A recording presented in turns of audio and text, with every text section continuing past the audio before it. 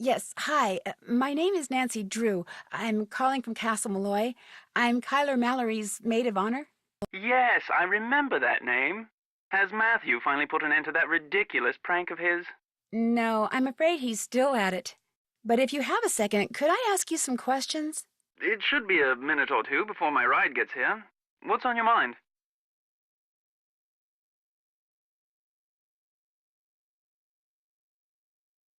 Did you see or hear anything strange while you were at Castle Malloy? If you mean, did I get the impression that the castle was haunted or enchanted or anything like that? No. Frankly, I was too distracted by the strange human goings-on to pay much attention to anything else. What do you mean? I mean, for three people who purport to be friends, it seemed to me they did an inordinate amount of fighting. For instance, the evening before Matt disappeared, he and Kit had a terrible row. I couldn't make out exactly what was being said, but they both sounded very angry. Furious, I dare say.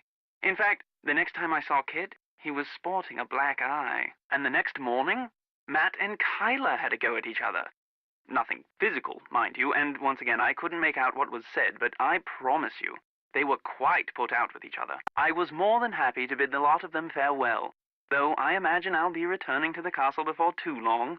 Matt is bound to find his prank as tedious as everyone else does eventually. I must be off. Nancy, it was a pleasure venting to you. Hopefully before too long we shall meet in person. Cheers.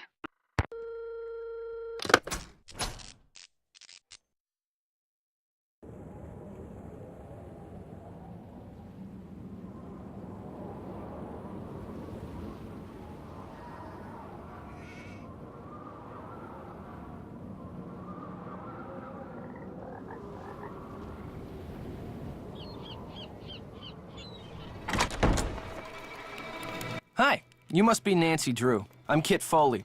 Ignore the eye if you can. Walked into a door the other day. Looks worse than it feels. I'm a bit surprised you're still here, given the circumstances. I was going to say the same about you. I'm not about to leave Kyler here by herself. Until she comes to her senses, I'm staying put. What do you mean, comes to her senses? Matt isn't playing a practical joke, and he hasn't been kidnapped by fairies. He got cold feet and left. It's as simple as that. Have you told Kyler? No, I haven't got the heart. Or the guts. Take your pick. I mean, he loves Kyler, but she can be a handful. And he's no pushover either. Their relationship is so tempestuous, it scares him. She thinks once he makes a real commitment, everything will be fine. But he's not so sure. So he bailed.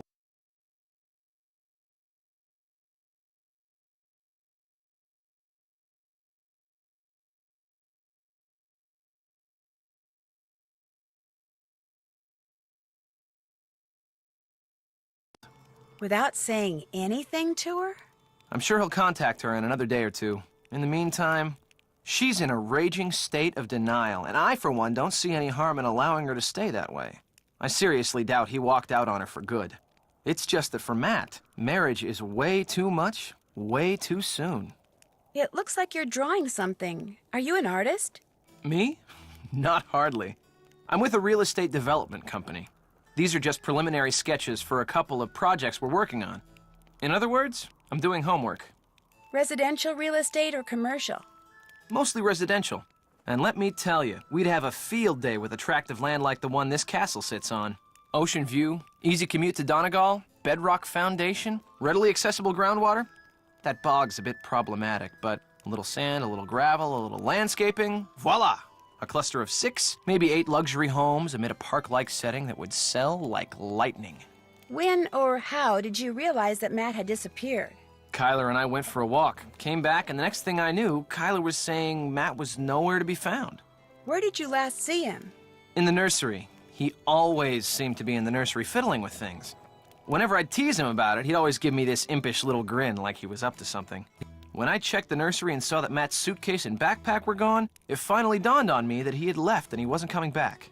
Of course, by that time, Kyler had convinced herself that he was simply playing one of his practical jokes, and I couldn't bring myself to burst her bubble, so I didn't. I'll see you later, okay? See ya. How's it going? Alan Payne told me he overheard you and Matt arguing the day before Matt disappeared. And pretty much right before you walked into that door. What were you doing talking to Alan Payne? I thought he might know something that could help us find Matt. I told you, Matt bailed. He doesn't want to be found. Look, Alan Payne doesn't really know Matt or me, okay? Matt asked him to be his best man because he works with the guy and thought it was the politically smart thing to do. And your point is? He misunderstood what he heard. Matt and I have been friends for more than 12 years. We were just fooling around. Fooling around? You ended up with a black eye. I told you that was an accident. I'm clumsy. What were you two talking about? I forget. That's how inconsequential it was. Hey, I just remembered. Kyler wants me to do the seating chart for the wedding dinner. Like I said, I can't bring myself to tell her there's not going to be a wedding. Anyway, I need to get to work on it, so you're gonna have to excuse me. Of course, you could always give it a shot. You just have to figure out where each guest should sit by taking into account their needs and preferences. What do you say? Sure, I can do that. Excellent. Just fill it out and bring it back to me when you think you've got everyone sitting in the right place. 'Cause unless and until it gets done, afraid I'm gonna be pretty much incommunicado.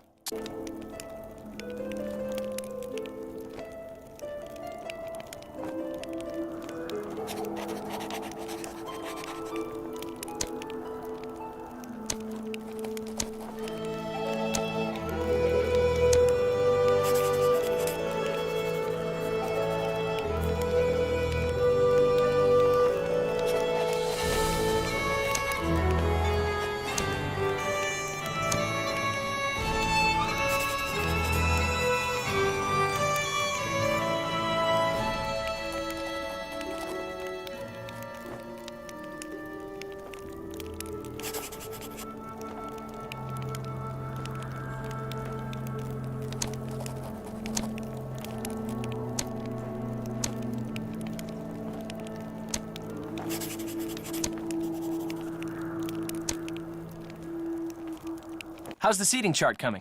Could you take a look at it? You bet. The people at the top of the table don't look right. Try again.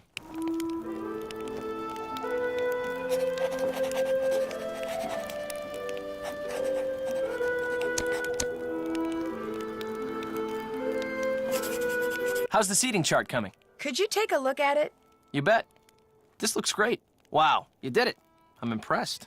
So now we can talk. Yeah, now we can talk. Oh, hey, actually, you might want to take a look at this first. I found it on the floor in Matt's room when I was looking for him. What is it? Frankly, it didn't make a lot of sense to me, but maybe it will to you. Take it. If anybody can figure out what Matt was doing with it, you can, I'm sure. Good luck.